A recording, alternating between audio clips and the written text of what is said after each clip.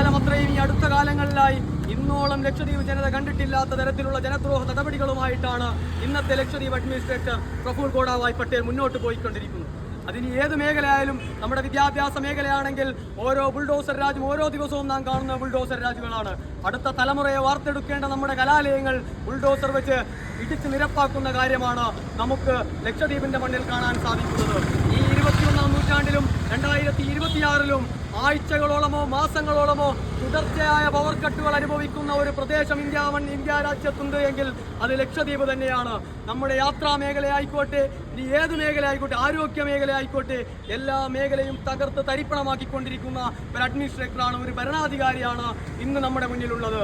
നമ്മുടെ ആരോഗ്യ മേഖലയിൽ നമുക്കുണ്ടായിരുന്ന എല്ലാ ഫെസിലിറ്റീസും ഇല്ലാതാക്കിക്കൊണ്ട്, അത് മാത്രവുമല്ല നമ്മുടെ എയർ ആംബുലൻസ് ഉപയോഗിച്ചു വരുന്ന നമ്മുടെ ഹെലികോപ്റ്ററുകൾ പോലും രോഗികൾ അവിടെ മരണത്തോട് മല്ലടിച്ച് കാത്തുകിടക്കുമ്പോഴും അവർക്ക് അനുവദിക്കാതെ ആ ഹെലികോപ്റ്ററിൽ ഊരി തെണ്ടുന്ന അവസ്ഥയിലേക്ക് സ്വന്തം കാര്യത്തിന് വേണ്ടി പറന്നു നടക്കുന്ന ഒരവസ്ഥയാണ് ഒരു അഡ്മിനിസ്ട്രേറ്റർ ഭാഗത്ത് നിന്നും ഉണ്ടാകുന്നത്.